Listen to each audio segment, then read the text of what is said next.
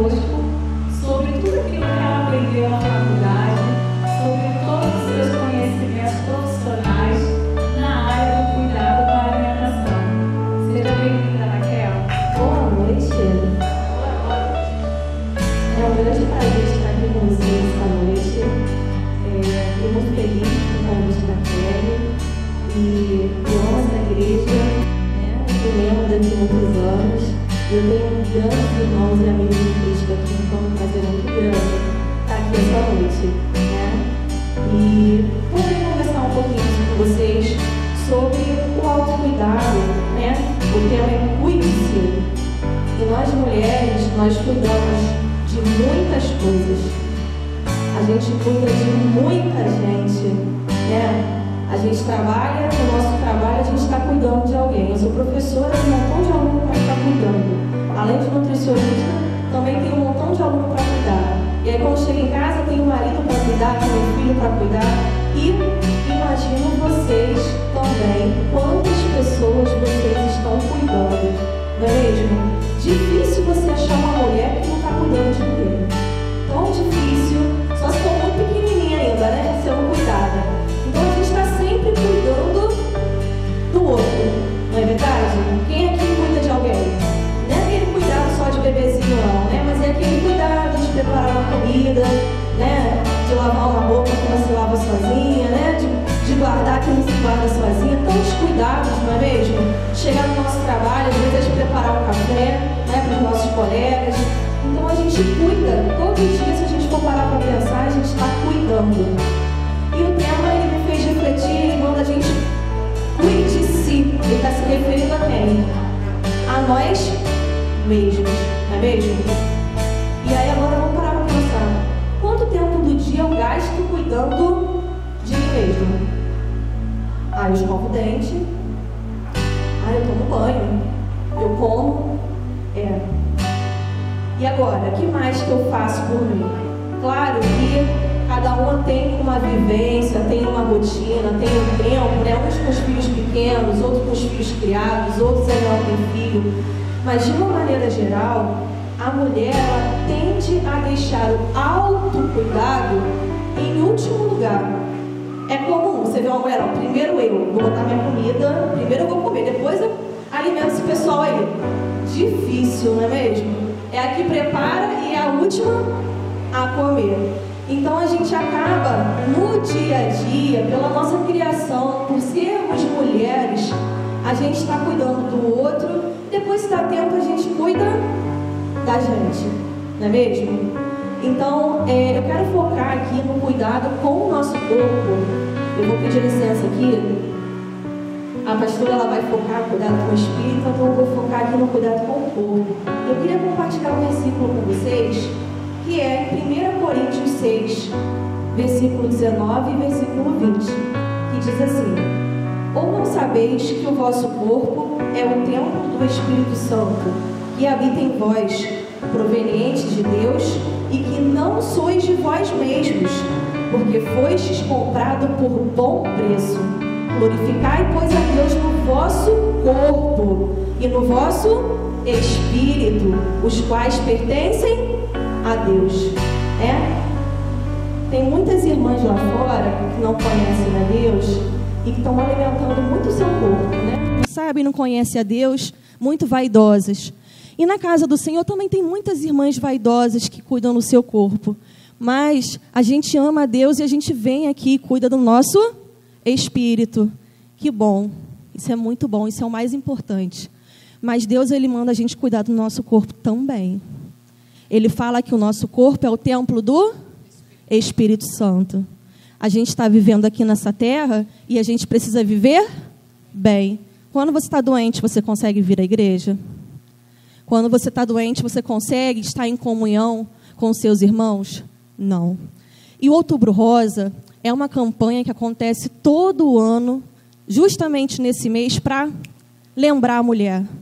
Cuide-se.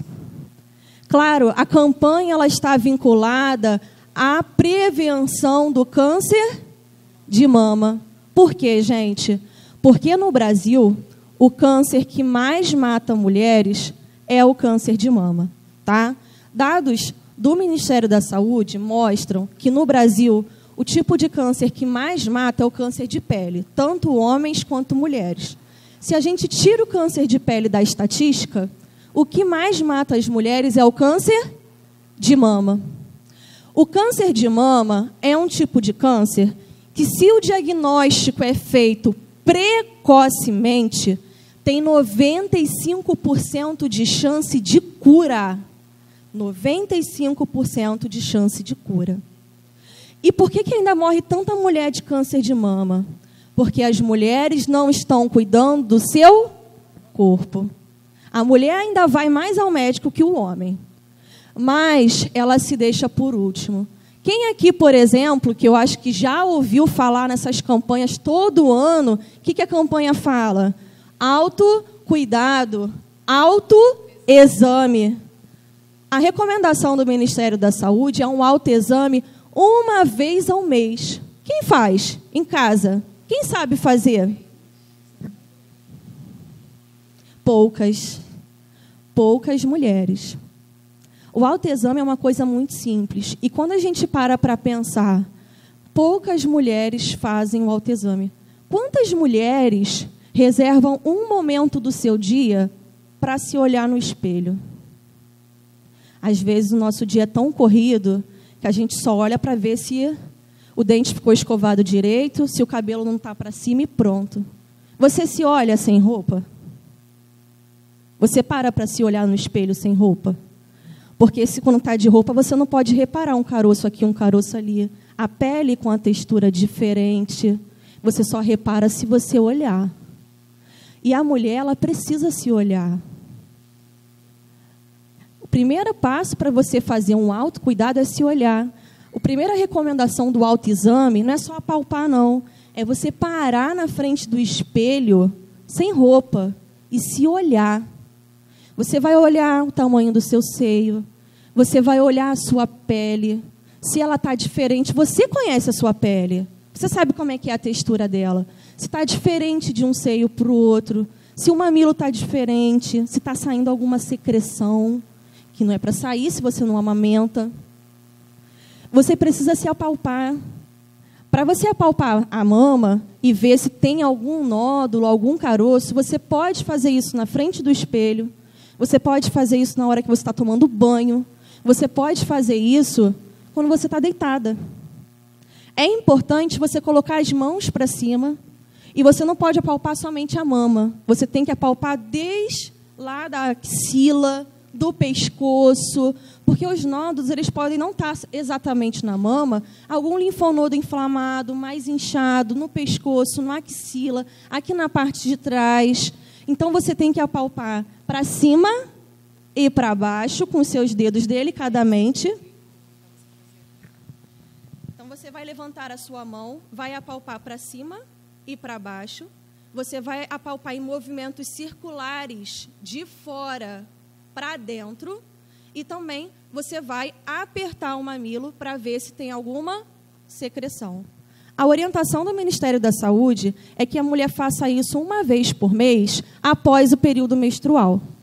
As mulheres que não menstruam, beleza, você marca um dia ali do mês, que é o dia que você vai fazer o autoexame.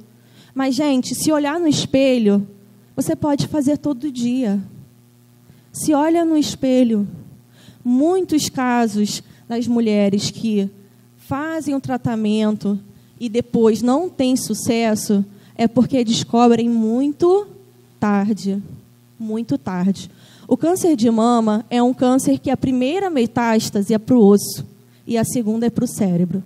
Então, se ele é avançado, ele fica muito complicado. Mas se você diagnostica ele precoce, 95% de cura. Então, nós precisamos olhar para nós mesmas, olhar para esse corpo aqui que Deus nos deu de presente para a gente cuidar, né? Então, vamos cuidar. A gente não consegue cuidar de ninguém se a gente não estiver bem. Não adianta a gente trabalhar muito, não adianta a gente ter uma família grande, maravilhosa, muitos amigos, muitos eventos, muitos compromissos, porque no dia que você ficar doente, você não vai estar em nenhum desses lugares. Então, a gente precisa estar bem para cuidar do outro. Se a gente não tiver esse autocuidado, e esse autocuidado, gente, não é egoísmo. Separar um momento do dia para cuidar do seu corpo, da sua pele, do seu cabelo, para você se sentir bonita, isso não é egoísmo. Porque se você está se sentindo bem, se você sabe que sua saúde está boa, você está muito mais alegre, motivada para fazer todo o resto. Agora, quando está para baixo, né, a gente vai fazendo, né, mas, nossa... Então, se você está bem, todo o resto vai ficar bem. Gente, dos fatores de risco para desenvolver o câncer de mama. Bem, história familiar é o mais importante. Pessoa que tem histórico na família de câncer de mama tem o dobro de chance de ter. Fora isso, mulheres que tomam anticoncepcional por muitos anos ou faz reposição hormonal, aquela reposição após a menopausa, por um período muito longo. Mulheres que não têm filhos, mulheres que engravidam depois dos 30, mulheres que não amamentaram, são fatores de risco.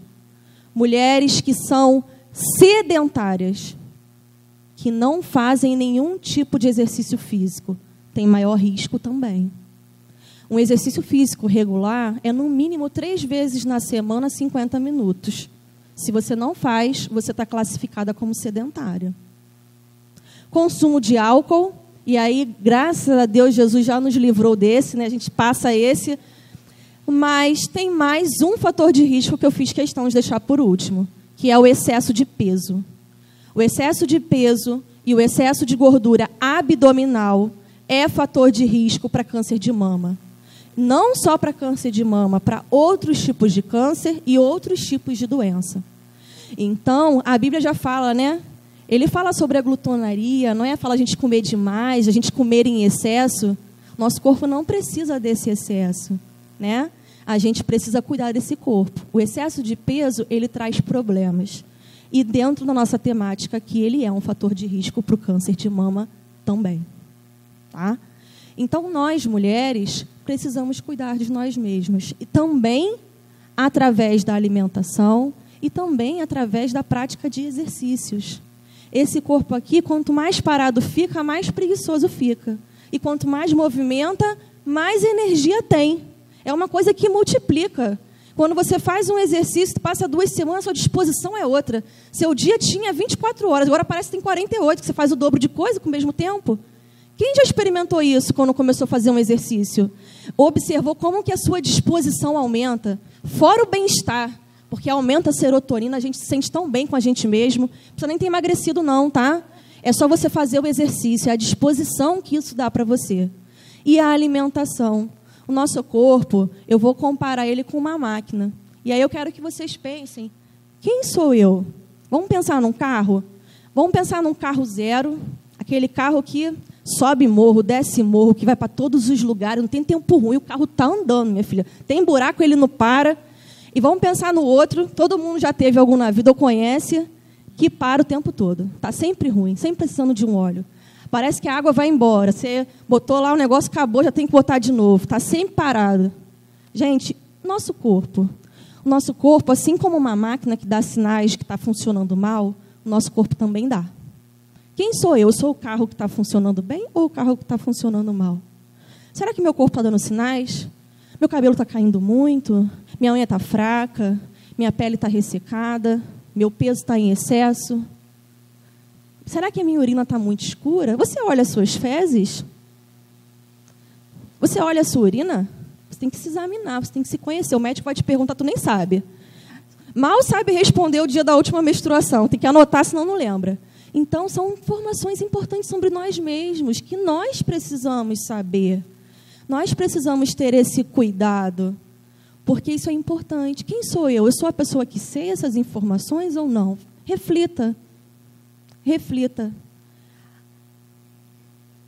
O Ministério da Saúde, ele publicou em 2014 um guia alimentar para a população brasileira. Esse guia é gratuito. E hoje todo mundo tem internet no celular, no computador. Se você pegar no seu celular, no computador, digitar lá no Google, guia alimentar a população brasileira. Pá. É um guia que foi publicado, não para mim, que sou profissional, não. É para a população. uma linguagem super simples, e ele mostra como que você pode montar as suas refeições de café da manhã, de almoço. Ele fala o que tem que ter na sua alimentação e o que não tem que ter, gratuito, para qualquer pessoa ler. Eu vou falar algumas coisas importantes referentes a uma alimentação saudável que auxiliam na prevenção do câncer de mama também. Existem alguns alimentos que são comprovados que eles aumentam o risco de câncer. Assim como existem alguns alimentos que já foram comprovados que eles auxiliam na prevenção. Então, primeiro eu vou falar dos que nós devemos evitar. Existe um tipo de alimento que o Guia Alimentar da População Brasileira chama de ultraprocessado. É um termo novo que foi criado nesse guia e que, olha, depois que o Ministério da Saúde publicou, vários outros países estão referenciando o nosso guia por conta dessa classificação que mudou muito a maneira como a gente encara a alimentação e o risco de doenças. Um alimento ultraprocessado, de maneira mais simples, é um alimento que foi muito industrializado. Vamos pegar aqui um exemplo do milho. Quem gosta de milho? Eu adoro milho. Né? Chega junho, né? A gente faz aquela festa genuína da roça, a gente quer comer um milho. O milho é um alimento in natura. Né? Você vai lá, pega e colhe. É um alimento in natura. Um alimento processado seria um milho em conserva. Quem compra latinha de milho? Ele sofreu um processamento, não sofreu? Você já compra ele cozido, você não só tem que abrir e comer, não é mesmo? No máximo você lava, dá uma fervura, né? E come. Não tem que pegar lá na panela de pressão, botar o milho, tirar, né? É um alimento processado. A vida de prateleira dele não é maior? Dura muito mais, né? A lata dura lá, ó, você compra para deixar, não tem ideia do que vai fazer no almoço de domingo, mistura milho com tudo que sobrou ali, virou um salpicão. Mais ou menos assim, não é mesmo? E o que é um alimento ultraprocessado? É um salgadinho de milho. Não quero falar marca não, mas vende aos montes salgadinhos de milho com sabores artificiais aí, não tem mesmo? Tem milho naquele salgadinho de milho? Parece isopor. É um alimento ultraprocessado. Aumenta o risco de câncer. E aí, gente, existe uma infinidade de alimentos que são chamados de ultraprocessado. Essa batata pré-frita que a gente compra, aquilo ali é fécula de batata, não é batata, ela já foi pré-frita, ultraprocessado. O hambúrguer, o nugget, a linguiça, a salsicha, tudo é ultraprocessado. O fast food que a gente compra é ultraprocessado. Todas essas guloseimas que as pessoas gostam de dar para as crianças é ultraprocessado. Um alimento ultraprocessado, ele tem em excesso sal, açúcar e gordura. E já foi comprovado que o consumo excessivo desses alimentos aumenta o risco de câncer, de doença cardiovascular, de vários problemas de saúde. O Guia Alimentar da População Brasileira, ele fala para a gente evitar esses alimentos, para não consumir esses alimentos. Outro tipo de alimento... Raquel, oi? Como seria esse evitar? O que você considera evitar? Nunca comer de vez em quando? Como que seria esse Seria muito evitar? raramente. Muito raramente. Uma vez no mês, uma ocasião. Na minha casa, por exemplo, não deveria ter, porque na minha casa é o que eu tenho como hábito. Então, isso é uma ocasião. É uma ocasião. Estive num lugar e acabou que eu comi. Mas na minha casa eu não tenho. Porque na sua casa você pode fazer a batata. Quer fazer a batata frita? Compra a batata. Quando eu era criança, né? Só tinha aquela. Não é mesmo?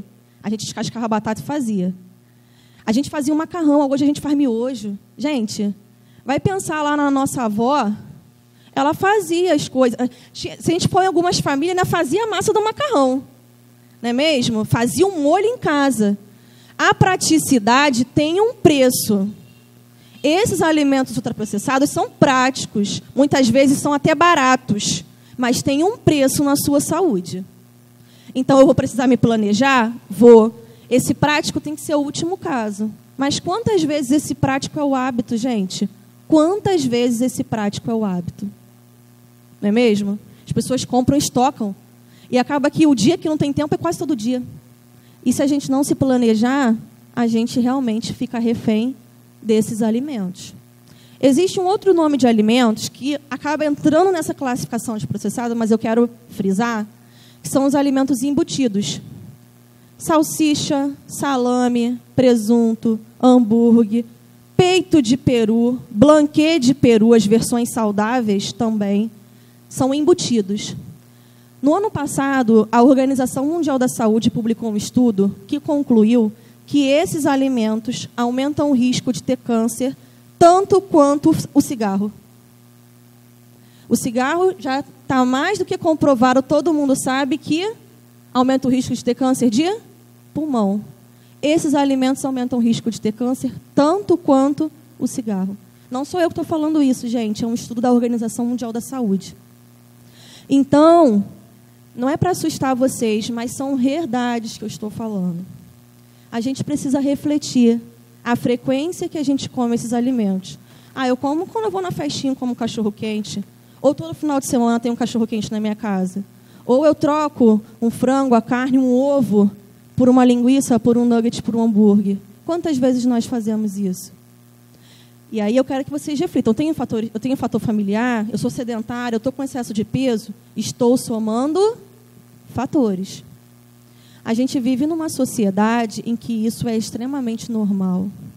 Isso é extremamente bem visto. E o nosso próprio guia alimentar, ele já fala totalmente o contrário.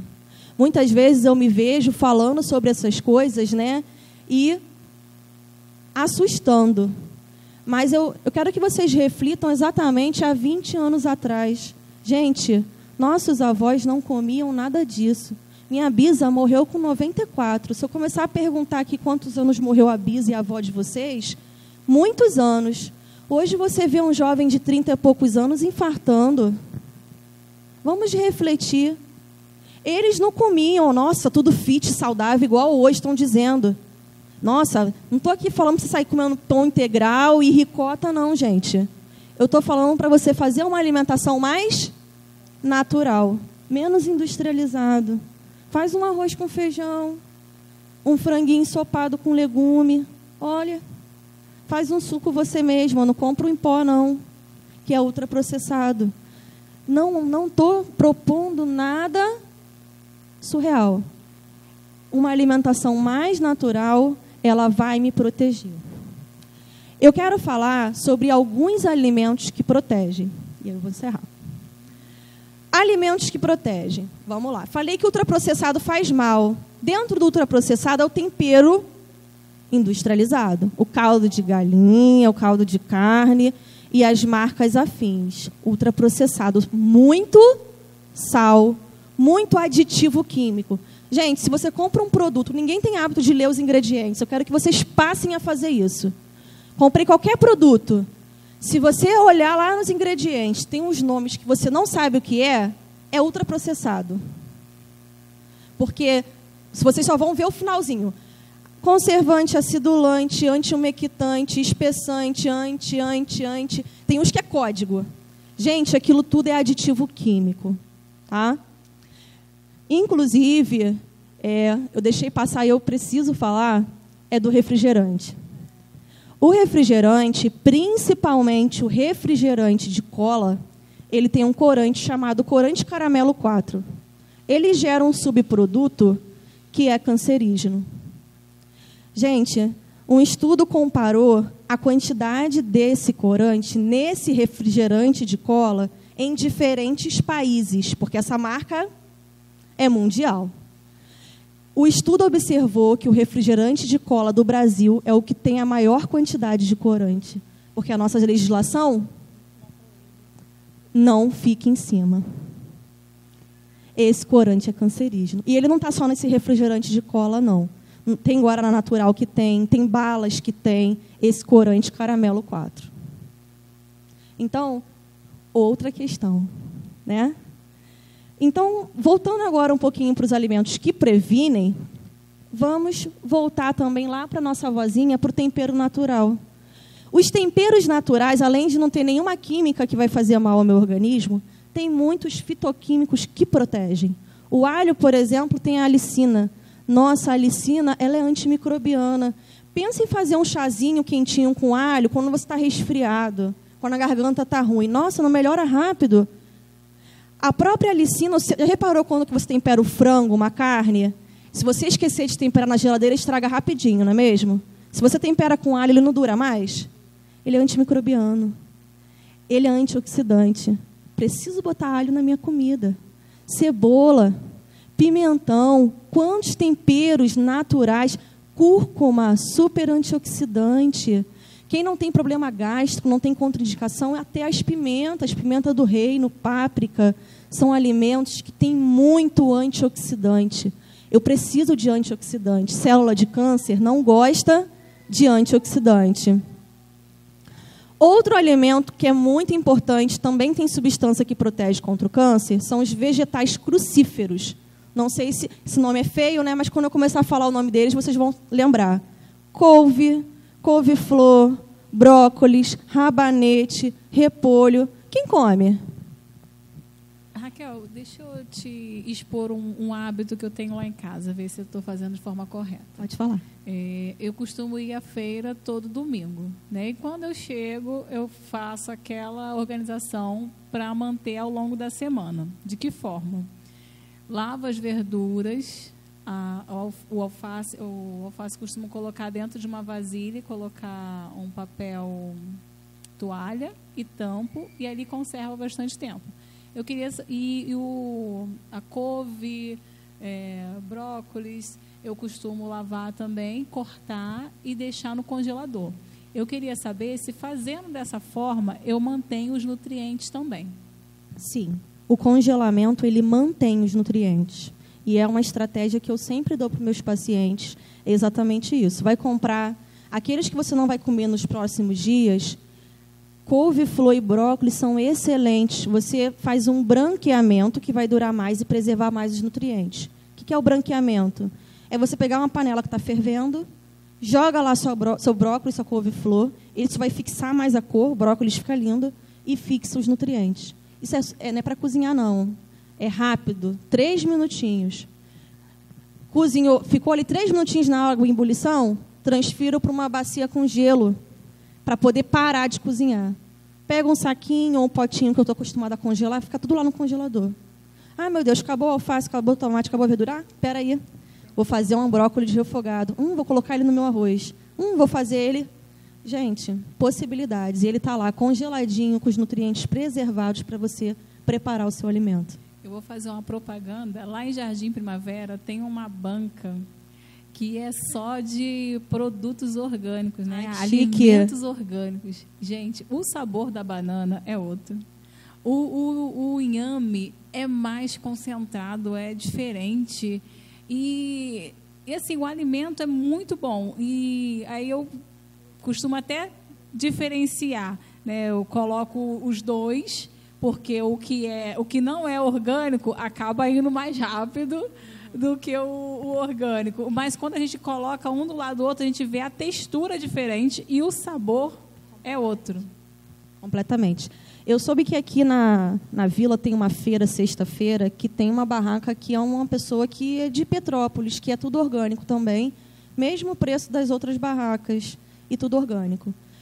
Engraçado que o Guia Alimentar ele fala para a gente preferir comprar frutas e hortaliças em feira do que no mercado. Justamente para a gente estimular o pequeno produtor, e ele usa muito menos agrotóxico do que as grandes empresas. É uma excelente dica.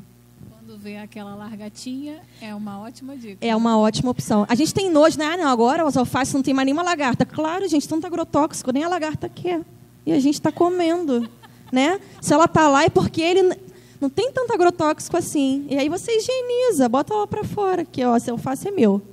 E você higieniza e está tudo certo. Como? Para higienizar verduras que você vai comer crua, para higienizar frutas que você vai comer crua, você vai deixar de molho dentro da água. Primeiro você lava, né, tira toda a sujeira, vai botar de molho numa bacia com água. Para cada litro de água que você botou na bacia, 1 colher de sobremesa de cloro. Pode ser água sanitária, mas você tem que ler na embalagem se essa água sanitária é própria para alimentos, tá? Que tem que ter 200 ppm de cloro. De maneira geral, a maioria mas vale a pena você ler, porque tem algumas marcas aí muito baratas, né, que pode não ter ali a quantidade que você precisa. E aí achei bacana que você come brócolis, couve-flor, compra, congela. Esses alimentos que eu chamei de vegetais crucíferos, eles têm organofosforado. É um nome feio, mas que protege contra o câncer. É um fitoquímico presente nesses legumes, nessas verduras, que protegem a gente contra o câncer. Tá? E eu queria falar mais de 2 nutrientes antes de fechar. Um é o ômega 3. Todo mundo, o ômega 3 está na moda. Esse eu acho que é o que está mais na moda. Todo mundo tomando suplemento de ômega 3. Mas comer ômega 3 no alimento, as pessoas estão comendo pouco. Né? Onde que eu encontro esse ômega 3 famoso aí? Bem, eu encontro em peixes de água fria. Ah, salmão, cavalo, arenque. Ih, Raquel, muito caro, nem acho. Sardinha. Opa! Sardinha todo mundo acha. Quem aqui não gosta de sardinha, gente? Que maravilha. Não é para fazer frita. Ah, mas não tem graça, Raquel. Se vai fazer a sardinha, tem que ser frita, poxa. Então, beleza. Vamos pensar aqui numa sardinha saudável, com ômega 3 e saudável. A gente encontra ômega 3 em alimentos de origem vegetal, principalmente na linhaça, nas castanhas, nas nozes, tá? E na chia. Vamos lá para a minha sardinha saudável. Como é que vocês temperam sardinha? Eu gosto de botar limão, alho, coentro, um pouquinho de sal. Se você gosta diferente, tudo certo. Tempera normal. Tira lá o osso, né? A sardinha pequenininha, o osso, ó, a espinha. A sardinha menorzinha tem as espinhas menorzinhas, mais fácil de comer, né? Cada um sabe como faz. Beleza, temperei. Vou passar no ovo e vocês passam em quê? Farinha de rosca, passa em fubá, né? As suas variações, né? Beleza. Não vou passar mais nisso. Passo no ovo. Vou fazer uma farinha saudável com ômega 3, com fibra, com várias coisas que vai ficar saudável. Vou misturar farelo de aveia, farinha de linhaça e semente de chia. A chia eu coloco em menos quantidade. Misturo. Ah, mas eu gosto da sardinha dourada. Boto açafrão. Nossa, antioxidante, fibra, ômega 3, está top. Vou empanar. Não vai fritar, não. Sardinha já tem uma gordura ótima. Então, você vai untar um tabuleiro com azeite e vai arrumar elas bonitinhas lá. Vários tabuleiros. Ela vai assar de um lado, você vai virar e vai assar do outro. A sardinha é um peixe gorduroso. Ela não vai ficar seca. Ela vai ficar muito saborosa, saudável. E você pode comer à vontade? Não, né? Tudo com equilíbrio. Mas você pode comer muito bem, sem problema nenhum. É porque quem gosta de sardinha frita, né, come 1 quilo. Gostaram da receita? O último nutriente importante, que na verdade nem é nutriente, a gente nem absorve. Fibra. Já ouviram falar de fibra? Está naqueles alimentos integrais, está na folha da verdura, na casca da fruta. As fibras alimentam a nossa microbiota intestinal. Não sei se vocês já ouviram falar uma frase, a nossa saúde começa pelo intestino. Isso é bem verdade. A nossa microbiota, ela é tão importante que se um homem não tivesse nenhum micro-organismo no intestino, ele estaria morto. A gente precisa muito. O nosso intestino, lá está presente o nosso maior órgão do sistema imunológico. Se minhas bactérias estão mal, meu sistema imunológico está mal.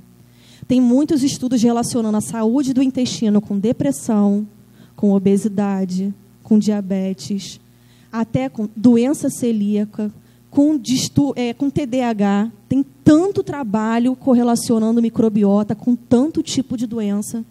E se a pessoa só come ultraprocessado, não come fibra, não bebe água, a microbiota não está boa. E você fica suscetível a vários problemas de saúde. Então, eu preciso beber água, pelo menos 2 litros por dia.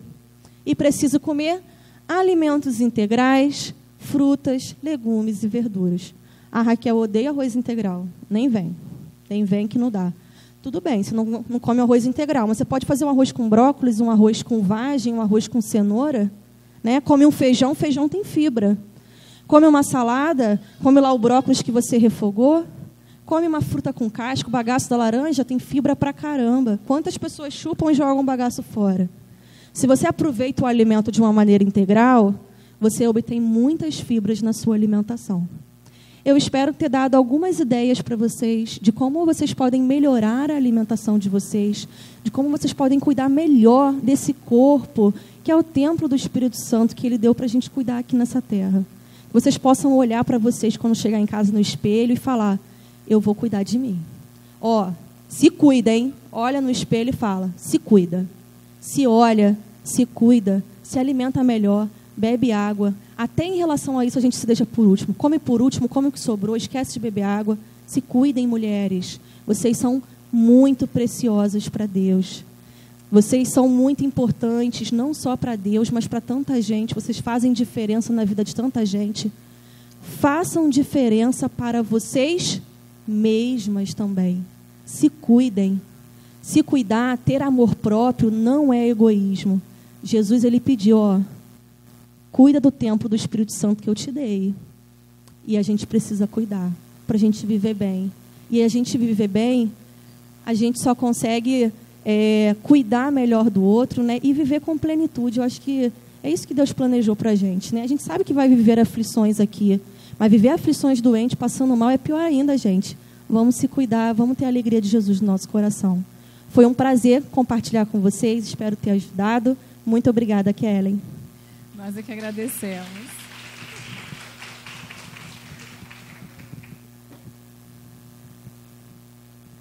Meninas, não se preocupe com o horário. Hoje nós estamos separando o tempo para pegarmos as informações para que possamos cuidar bem do nosso corpo e da nossa alma. Nós estamos preparando depois uma recepção para vocês, bem gostosa, tá? As meninas prepararam com todo amor e carinho. E aí, então, vocês não precisam se preocupar com o tempo, que daqui a pouco nós vamos nos alimentar também fisicamente, tá bom? E aí nós vamos continuar. Quero convidar a psicóloga e pastora Rosane Lima, tá bom? Dar a palavra a ela para ficar bem à vontade. E nós vamos aqui dialogar um pouquinho sobre o cuidado também com a nossa alma. E nós vamos orar, né? Agradecer a Deus por esse momento e entregar nas mãos do Senhor a vida da pastora, para que aquilo que ela tenha no coração venha ao encontro da nossa alma, tá bom? Oremos. Pai, te damos graças, ó Deus, por esse dia, Senhor. Dia que o Senhor reservou, Deus, para que nós pudéssemos estar aqui, Senhor, compartilhando, Senhor, sobre o cuidado, Senhor. E já está sendo muito bom esse encontro, Senhor. E nós cremos, Senhor, que o Senhor ainda há de falar, Senhor, através da pastora, Senhor, e que essas palavras, Senhor, venham, Senhor, direto ao nosso coração, Senhor. Que nós venhamos, ó Deus, ter uma terra boa, Senhor, e que o nosso coração venha estar receptivo, Senhor, à Tua palavra, Senhor. E que qualquer coisa, Senhor, qualquer empecilho, ó Deus, venha cair por terra, ó Deus, em nome de Jesus, para que o Teu nome venha ser glorificado aqui neste lugar. O Senhor tem total liberdade aqui. Muito obrigada, Senhor, por tudo, em nome de Jesus, amém. Graça e paz, irmãos. Amém. Então vou sentar. É um prazer estar aqui. Vou sentar, já que a Kelly liberou. Gente, a Kelly é linda, né? Falei com a Sheila ali. Olha, parabéns. Ela se alimenta bem, né, Raquel? Que a Vera é linda, né? É um prazer estar aqui. Convite da Sheila, minha amiga de infância. Pastor André, nós estudamos um período junto, né? Eu vim aqui tem muito tempo. Falei com a Sheila, deve ter uns 13 anos que eu estive aqui. Logo assim que vocês compraram aqui, eu estive. E é um prazer vir aqui. E a gente, como a Raquel colocou tão bem, a gente às vezes peca muito. Porque nós esquecemos que nosso corpo é o templo do Espírito Santo. E às vezes a gente não bebe, a gente não fuma, mas dizem que crente come pra caramba, né?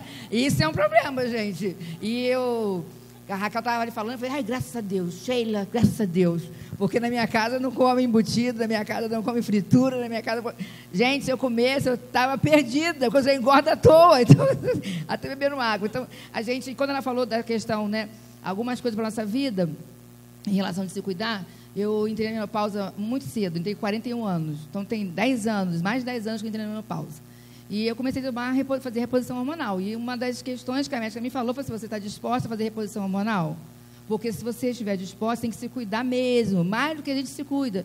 A cada 6 meses eu tinha que fazer todos os exames, porque é uma das situações que a gente, na menopausa, eu com 41 anos à época, e tomando hormônio, então, ela é uma das questões que ela falou, muitas mulheres, elas têm câncer de mama na menopausa por causa do hormônio. E ela falou, tem que tomar. E aí foi, na época, teve aquela atriz, que eu não sei o nome nada, que tirou as glândulas da mama, lembra? Eu esqueci o nome dela, porque de atriz eu não sei nada. Então, ela... Angelina Jolie. E foi assim, muita gente conversando sobre isso, e uma das grandes questões foi essa. Por quê? O que acontece? O hormônio é muito bom. excelente. Meu cabelo caía, minha pele ficou horrível, as unhas quebravam. Então, o hormônio te dá uma sensação ótima. Você fica, nossa, bem demais. Então, o que acontece? A gente relaxa. E se a gente relaxar, as situações vêm. Então, a palavra da Raquel, gente, isso é uma questão muito séria, porque mudar os hábitos é uma coisa muito difícil. E eu não sou nutricionista, né? Mas, assim, essa questão, a gente na igreja, a gente peca demais. Olha o que a Kelly falou. Ao final vai ter um lanche. A Raquel foi lá e conferiu que vai ser o lanche? Né, Raquel? Senão...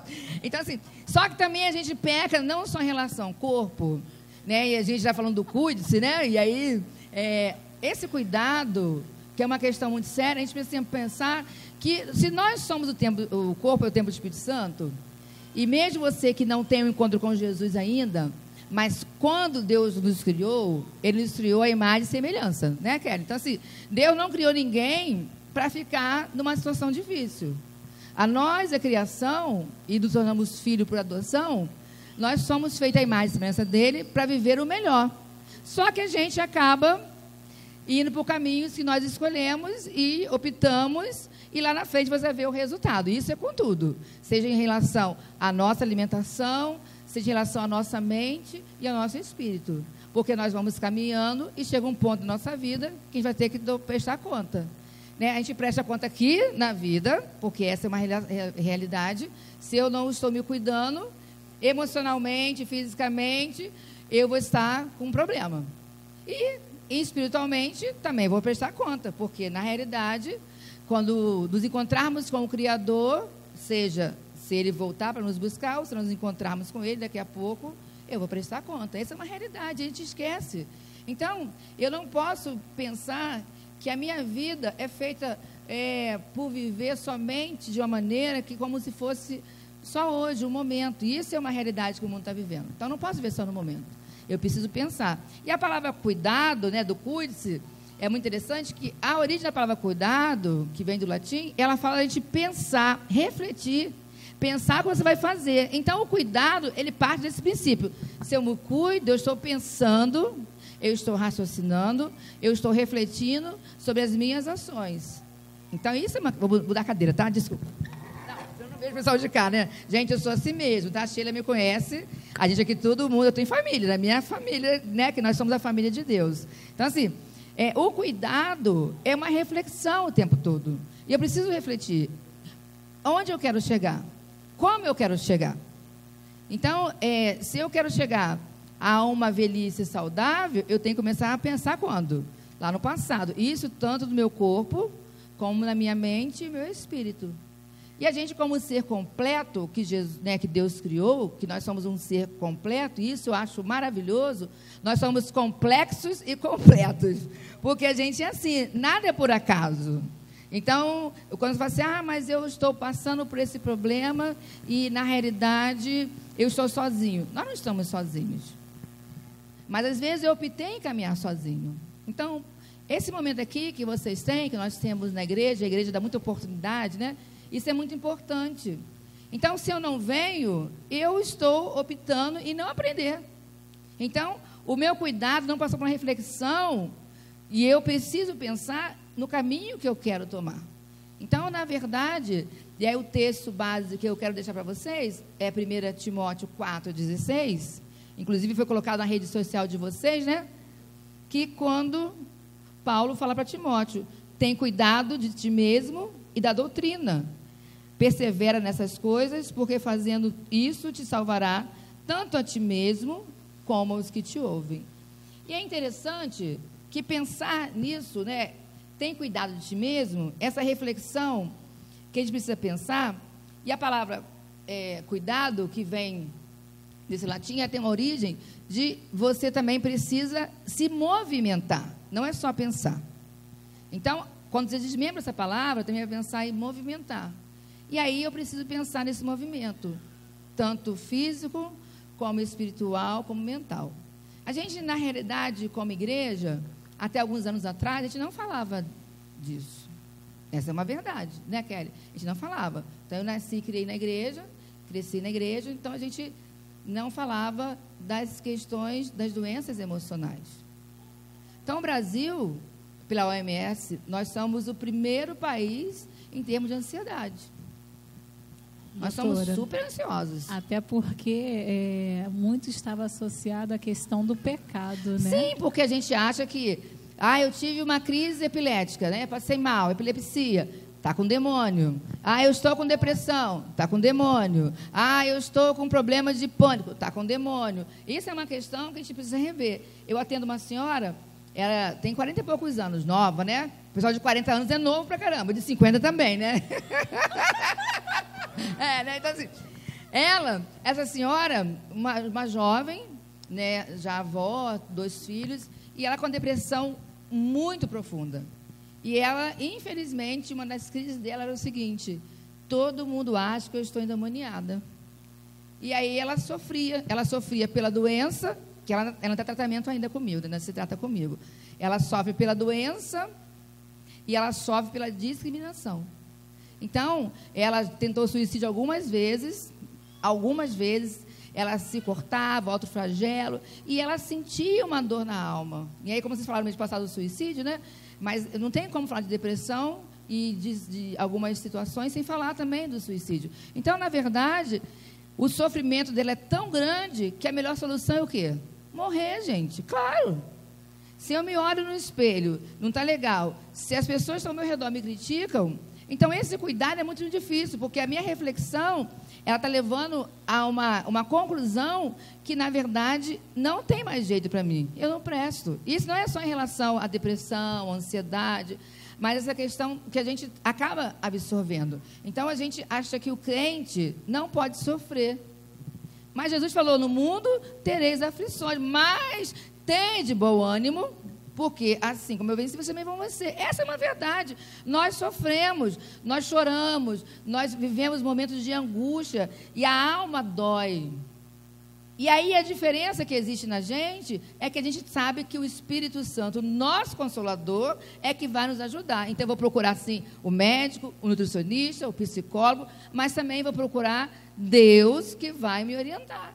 Então a gente precisa pensar nisso, porque na realidade eu, como um ser completo, feito à imagem e semelhança de Deus, eu vou ter momentos como Jesus, que o suor se transformou em gotas de sangue. O emocional dele estava super abalado, que estava. Mas o que a Bíblia fala? Que ele se tornou em gota de sangue, devido a tanta tensão, e isso é comprovado cientificamente, mas você vê que ele fala: mas Senhor, se possível, passe de mim esse cálice, mas todavia seja feita a tua vontade. Então é total dependência desse Deus que nós servimos. Mas também é colocar para Deus aquilo que está me angustiando. Então, hoje a gente, graças a Deus, que a igreja abriu muito para isso. Porque a gente entende, e eu sou muito procurada por pessoas evangélicas, né? Então, eu quero falar com você, porque eu sei que você é pastora e tem essa visão espiritual. Então, na verdade, vai mostrar para a pessoa, e não tem, e claro, como profissional, eu não posso trabalhar o espiritual. Mas eu falo assim: acabou a nossa sessão de psicólogo, agora eu vou entrar na sessão de pastora. Então eu vou falar agora. Esse ponto é espiritual. Aqui, eu queria fazer um adendo, porque essa questão do profissional, ela define muito o nosso espaço, né? E aí eu tive essa experiência lá no trabalho, deve ter uns 10 dias, em que eu pude estar conversando com uma jovem de 35 anos, e ela teve um ataque lá no CRAS, ela teve uma crise de asma. E eu percebi que assim que ela chegou, ela estava muito angustiada, né? E aí depois ela me relatou qual foi o motivo. E após ela ter tido aquela crise lá no CRAS, ela estava com a bombinha, né? Fez o procedimento e tal. Mas depois, como eu estava fora do local, que ela precisou sair, e aí eu percebi que não era só uma questão física, e sim também espiritual.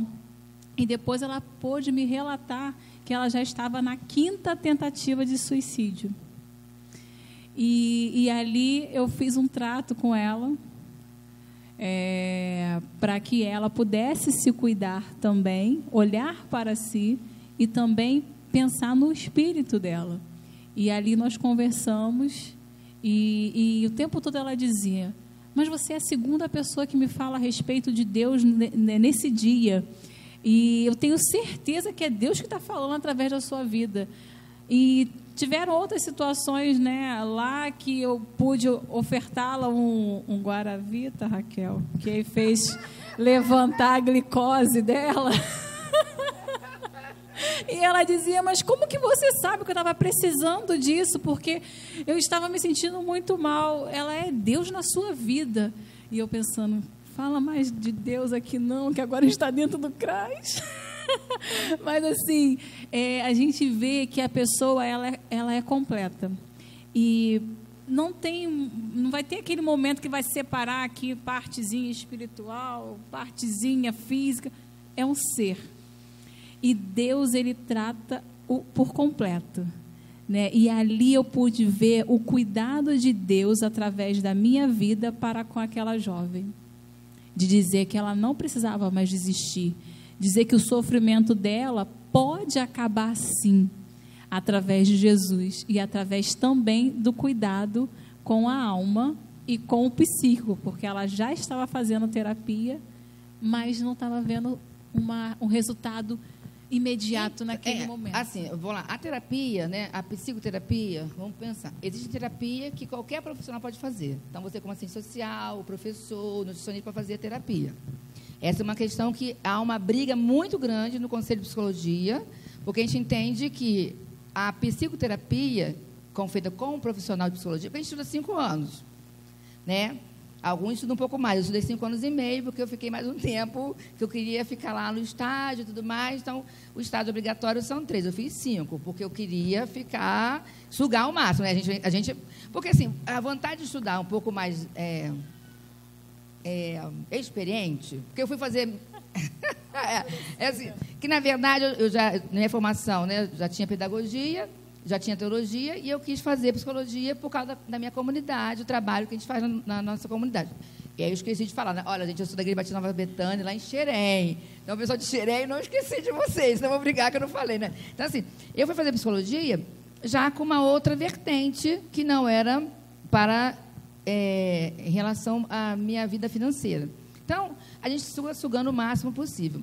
E aí, na psicologia, a gente entende que você precisa caminhar e olhar aonde você quer chegar. E essa questão da psicologia, há uma briga muito grande em termos de terapia. Qualquer um pode fazer terapia? Qualquer um, ok. É uma questão que está na legislação e é uma briga. Mas, quando a gente vai fazer a terapia, no meu caso, como psicólogo, a gente precisa trabalhar naquilo que você vai identificar na pessoa. Por isso é muito difícil terapia. Muita gente foge de terapia. A maioria das pessoas foge. Por quê? Porque a terapia, e aí eu estou falando a minha visão como psicóloga, tá, gente? A terapia é você se desnudar, você começar a compreender quem você é, a partir de uma ajuda. Porque o nutricionista ou o médico, ele fala assim: olha, você fazer assim, assim, mas se você não fizer, não adianta de nada. A grande questão é que um copo de Guaravita, que é aquilo, gente, pelo amor de Deus, quem bebe, por favor, joga fora. Um copo de Guaravita. Se eu tomar um copo de Guaravita agora e for ali fazer um exame de sangue, minha glicose subiu.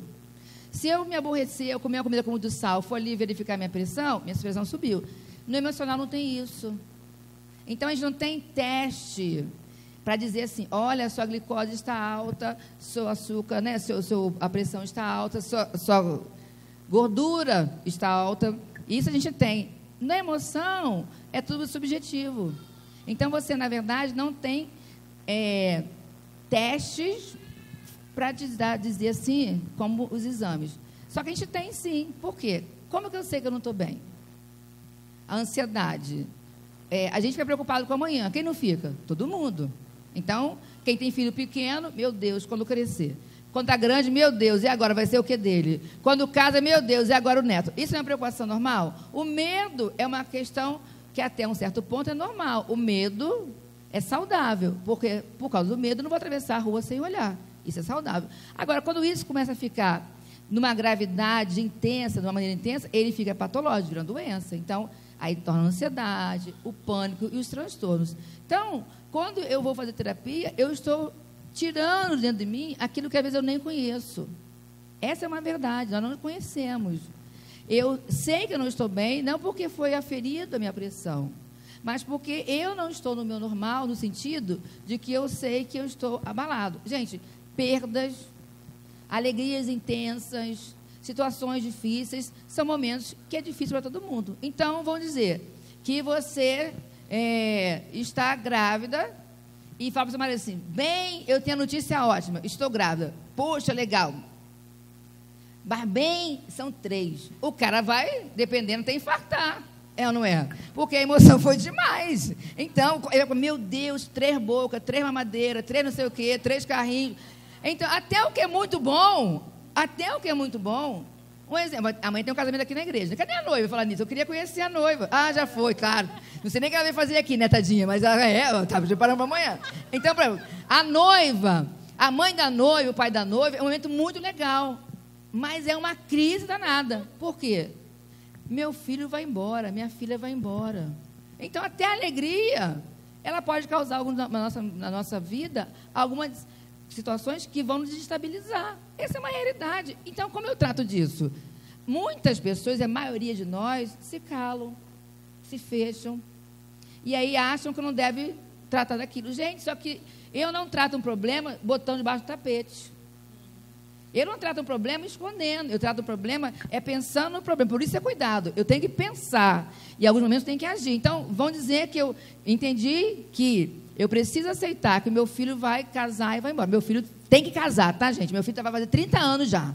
E eu falo assim, meu filho está na hora de casar, tá bom, 30 anos, vai fazer 30, e ele não quer casar. Eu falo, Jesus, mas se eu não preparar, eu brinco com ele e falo, mas está na hora, 30 anos, né, gente? Tá bom, né? Então, assim... Eu falo, vai 30, tá bom. Se eu não me preparar, o dia que ele foi embora, eu falei, meu Deus, ele foi embora, perdi. Eu não perdi, gente. É um ciclo natural, até biblicamente é natural. Meu filho tem que casar, largar pai e mãe e ter a sua família. Se não for, a gente está fazendo uma coisa que nós estamos fazendo uma distorção no processo natural. E aí é prejudicial. Então, às vezes, a gente às vezes não pensa, mas ruim é um copo de Guaravita. Né? Péssima Coca-Cola, que a pessoa gosta, graças a Deus, já me libertei, isso tem uns 9 anos. Então, assim, a gente pensa que isso não é saudável, mas algumas questões emocionais também não são saudáveis. Então, como que eu resolvo uma questão que minha filha vai casar, meu filho vai casar? Que é um momento muito bonito. Poxa, que bom. É um processo que ele está caminhando, ele está ficando adulto, está indo no processo natural. Perdi alguém, morri alguém. Né? Então, o luto é uma coisa dificílima. É um processo difícil. Eu tive uma experiência de luto pessoal, minha vida, a Sheila e o pastor André acompanharam. Nós perdemos um filho, ele tinha 20 anos, isso tem 10 anos. Então, foi um processo muito difícil, porque como você espera perder um filho aos 20 anos? Ninguém. Então, meu filho teve um infarto fulminante no dia 24 de dezembro. E aí, uma data terrível, marcação, né? Marca muito, então todo Natal é muito, para mim, muito difícil. Eu fiquei 4 anos sem falar. O que aconteceu? Eu somatizei todas as doenças que você possa pensar. Entrei na menopausa precoce, aos 41 anos. Eu fiquei com problemas de intestino, então tinha problemas sérios de intestino, porque é uma questão psicossomática. O intestino tem muito a ver com a nossa questão emocional. Então, eu tinha problema sério, eu tinha problema de pele, tudo aconteceu. E durante 4 anos eu não falava. Meu marido chegava para falar comigo, eu levantava e ia embora. Se alguém falasse, eu levantava e ia embora. Não falava, fugi. Até que um belo dia... ele me confrontou e aí nós vamos mudar de casa. Ele falou assim, quem você quer levar na mudança? Aí eu falei, quem eu quero levar, não vou levar. E ali eu caí, e aí foi o processo do meu luto. Então ali eu comecei a fazer o luto verdadeiro.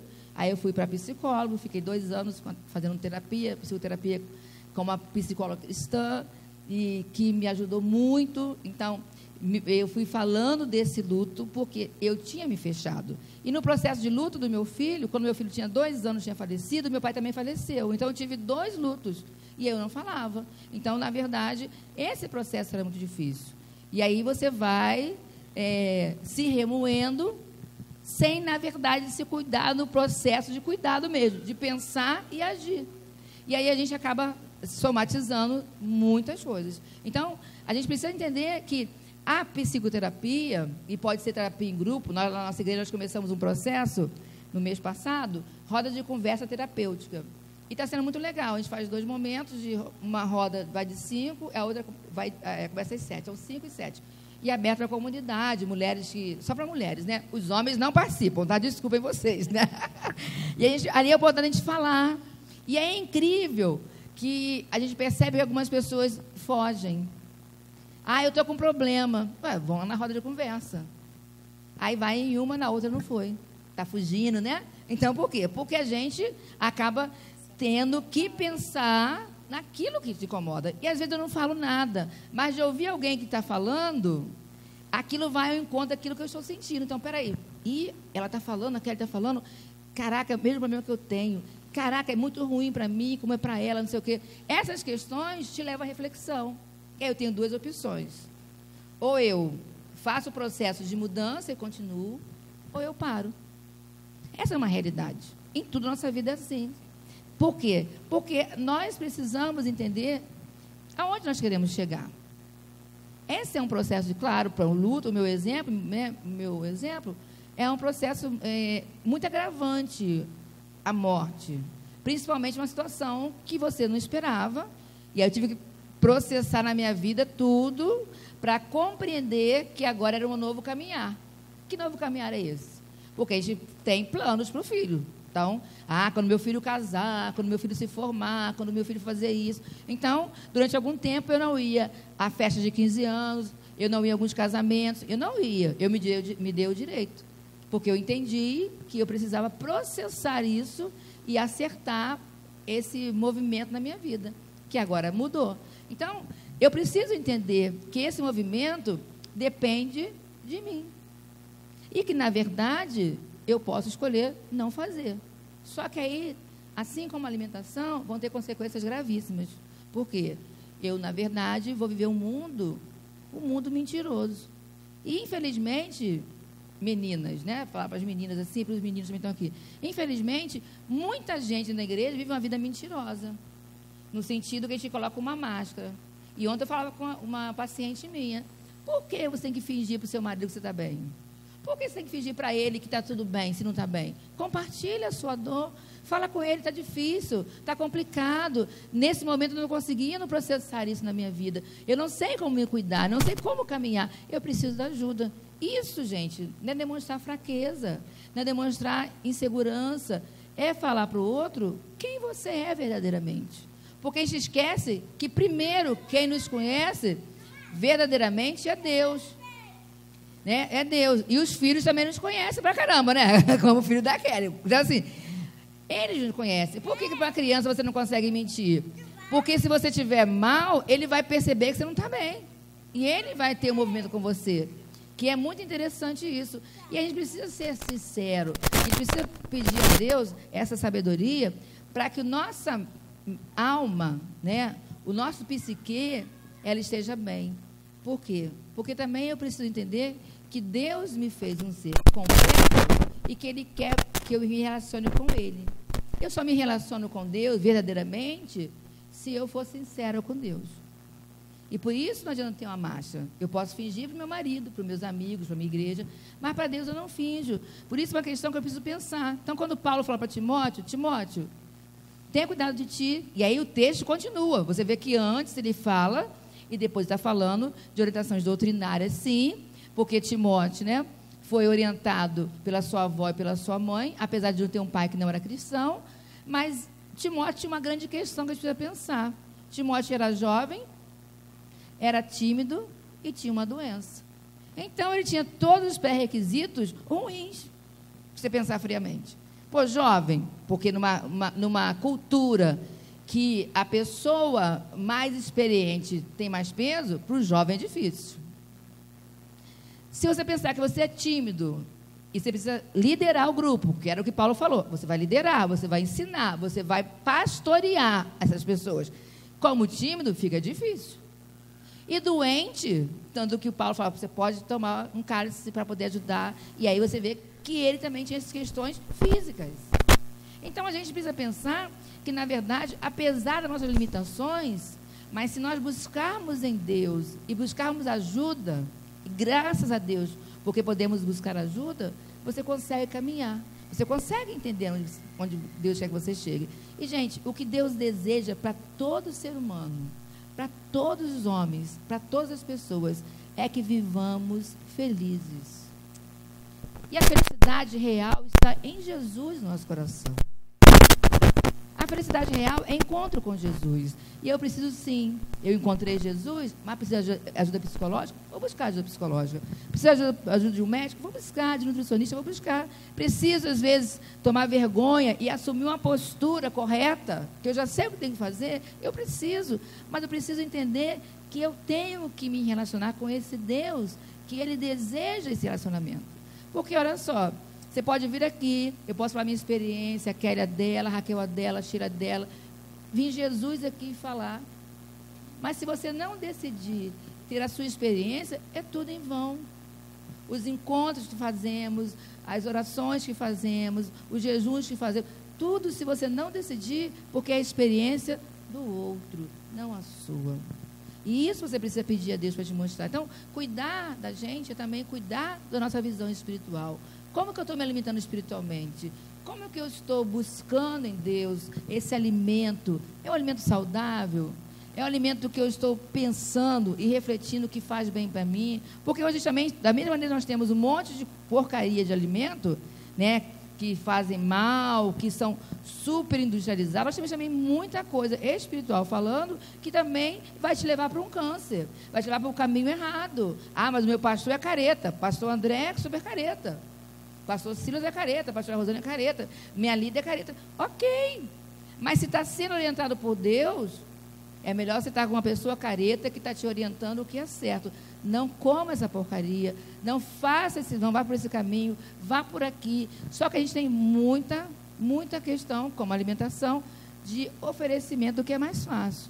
E aí eu estava falando até com a Sheila, lá na escola, na igreja tem uma escola, né? Eu falo toda a reunião para os pais: pai, não mande no lanche do seu filho um pacotinho de biscoito, né, esse biscoito aí que pega fogo, com um copo de guaravita, guaraná natural. Não mande isso. Eu falo toda a reunião. Pode perguntar aos professores.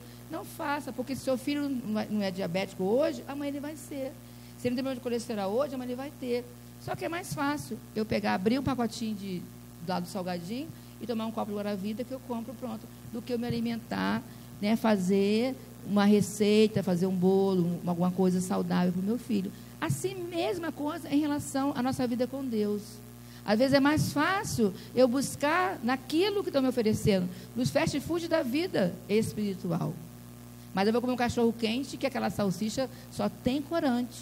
E vou ter consequências para a minha vida, que às vezes eu nem percebo hoje, mas amanhã vai me fazer mal.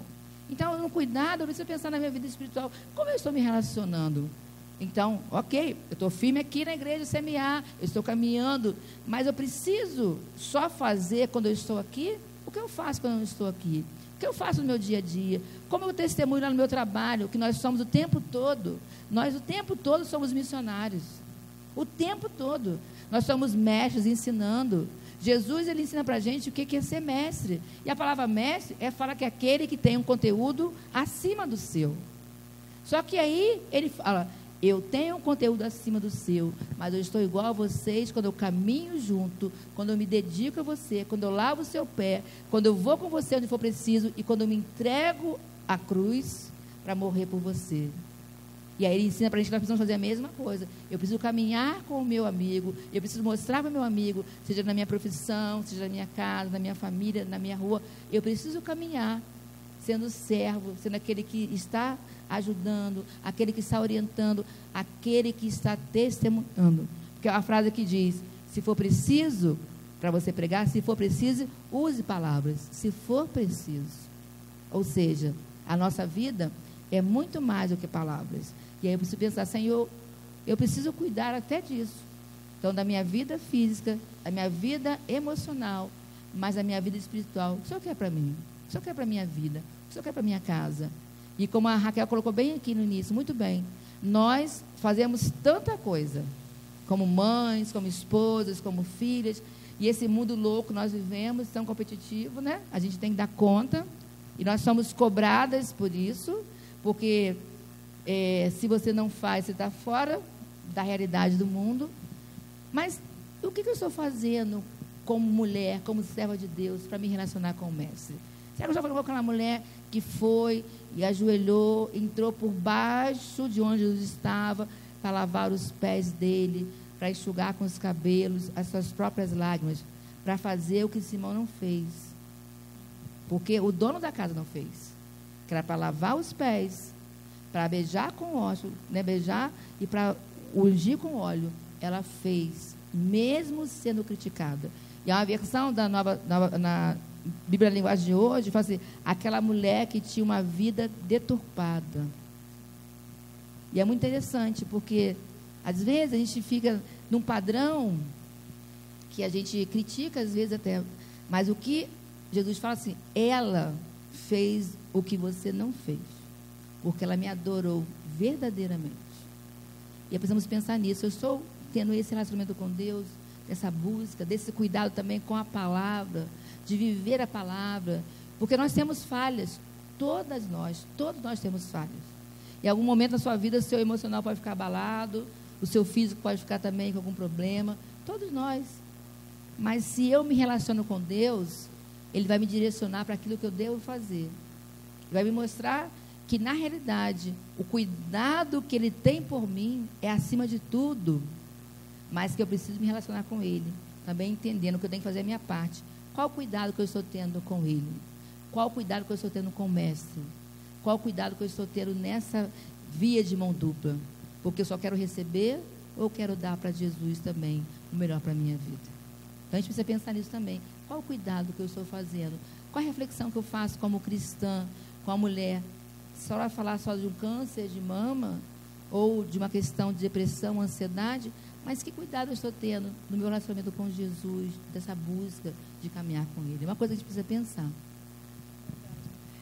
Nós temos o hábito de não planejar muitas coisas, né? Não construir metas, não construir etapas a serem alcançadas. E isso é ao longo da nossa vida e também do nosso crescimento espiritual, né? Então, eu queria propor a vocês um desafio de construir etapas para um crescimento espiritual. Se é iniciar fazendo aquela leitura diária da Bíblia, a oração, né? Essa semana o nosso pastor nos advertiu que a gente precisa orar antes de ir trabalhar, orar antes de levantar da cama para poder tomar o café da manhã. E aí eu fico pensando, que alvos que eu tenho para a minha vida espiritual? O que eu estou querendo propor aqui a vocês também é para a minha vida, porque qual é a construção de alvo que eu planejei para 2020? Independente de pandemia, independente das circunstâncias que estamos vivenciando esse ano. Que alvo que nós propomos para o nosso crescimento espiritual? Porque possa ser que tenham pessoas mais organizadas que façam planejamentos financeiros, planejamentos profissionais, mas eu não sei se alcança ainda o planejamento espiritual. Então eu queria colocar essa sementinha, tanto no coração de vocês, porque na verdade ela já nasceu no meu, para a gente fazer um planejamento espiritual. Quantos capítulos da Bíblia eu posso ler em determinado tempo? Que ministério eu posso assumir na igreja? Quais as vidas que eu quero alcançar com a palavra do Senhor? Quem da minha casa estará sendo o alvo das minhas orações? Isso tudo é planejamento espiritual que a gente pode fazer para que nós possamos ter uma vida cristã equilibrada e não viver de qualquer forma, de qualquer maneira, deixa a vida me levar, de acordo com essas circunstâncias eu faço isso, de acordo com aquelas eu faço essa escolha, sem planejamento nenhum. Nós somos mulheres inteligentes, nós somos mulheres com dons, e aí nós podemos usar melhor todas esses instrumentos que Deus oferta na nossa vida e planejar melhor as nossas ações e a nossa vida espiritual. Pense nisso. Não sei se... Eu acho assim, quando você fala do planejamento, eu acho que, pensando na palavra cuidado, que é o que vocês estão propondo, se eu penso naquilo que eu preciso fazer desse cuidado, porque ali, né, como foi falado nisso, é um imperativo, é uma ordem, tem que se cuidar. Então, se eu estou pensando, eu tenho que pensar o seguinte: como está a minha vida? Por que eu não consigo ter um momento com Deus? Porque eu não consigo me organizar nesse sentido. E é difícil mesmo, gente. Gente, ler a Bíblia. Por que é tão difícil ler a Bíblia? Porque o diabo vai fazer de tudo, você não lê. Porque é difícil orar. Vai fazer de tudo para não orar. Né? Porque esse relacionamento, e eu preciso pensar, se eu estou querendo entender que esse cuidado passa para essa vertente espiritual, eu vou rever algumas coisas e eu vou ter uma prática diferente. E aí, gente, não é uma prática legalista, igual os fariseus faziam. É uma prática de busca de desejo. Porque assim, se eu amo ao Senhor, eu desejo estar na presença do Senhor. Se eu amo meu marido, a minha esposa, eu e meu marido, nós sempre trabalhamos juntos, sempre. Sheila conhece, pastor conhece. Nós temos 34 anos de casados. Então, a gente sempre trabalhou junto, estudou junto, nós fomos fazer seminário junto, curso de educação junto, e trabalhamos junto. E uma vez perguntaram assim: como você aguenta ficar 24 horas com o seu marido? Foi a pergunta que me fizeram. Né?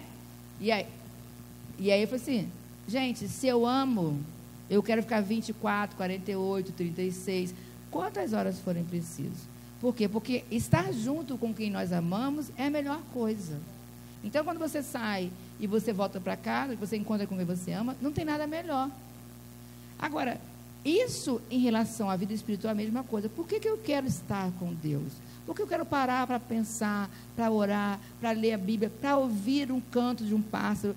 Eu lá em Xerém, eu não moro em Xerém, mas eu vivo mais em Xerém do que na minha casa. Né? Então, assim, eu passo 6 dias em Xerém e um dia algumas horas na minha casa. Então, assim, lá eu tenho hábito, eu gosto muito de sentar lá onde a gente tem a casa e ficar olhando para o mato. Só olhar para o mato. E eu fico olhando para o mato. E aí eu falo assim: gente, que você é doidinha, né? Aí eu falei assim: não, porque aquilo ali... Eu acho que eu também sou. Né? É doidinha, porque né? lá em casa eu tenho uma posição na cadeira para tomar café. E aí fica ali, você contempla, a contemplação, você olha o mato, você ouve o passarinho, aí você fica pensando, né, tá chovendo, você fica vendo como que é linda a chuva, está sol, você fica vendo... Por quê? Porque ali é o momento que eu paro para ver e ouvir aquilo dessa sintonia com Deus. E isso é prazeroso. Isso é prazeroso. Por quê? Porque você está ali.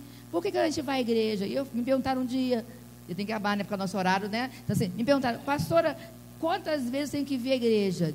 De manhã? Perguntaram isso, pastor André. Me perguntaram assim: só de manhã, só à noite, tem que vir 2 vezes. Meu filho, você vem quando você quiser. Porque se eu pudesse ficar na igreja o dia inteiro. Porque eu tenho prazer. Agora, se eu venho preocupado, eu tenho que estar de manhã, eu estar à noite, ou de noite, ou de manhã, eu estou preocupado em uma formalidade. Eu estou preocupado com aquilo que as pessoas estão pensando que eu vou fazer. Então, se eu venho... E eu venho por prazer de manhã, de tarde, de noite, culto matutino, culto de evangelismo, culto não sei o quê, vou para o monte, vou para o vale, vou para o jejum, aqui orando com o joelho. É porque eu estou com o desejo de estar na presença de Deus. Não é porque a minha igreja fez isso, é porque Deus prometeu aquilo. Não. É porque eu tenho prazer em estar com o Senhor. Então, essa questão que a gente precisa pensar. Eu não tenho tempo para ler a Bíblia todo um ano. Tem, gente, ó. Se você ler 4 capítulos, começando no segundo domingo de dezembro, você, quando for em novembro, já acabou a Bíblia toda, tá? Na minha igreja tem feito esse trabalho de alguns anos. São 4 capítulos por dia. Tranquilinho. Tem gente que lê com 1 hora, tem gente que lê com 20 minutos, com 30 minutos. Então, você lê 4 capítulos, bota a Bíblia no celular, você leva para onde você for. Então, assim, você tem como.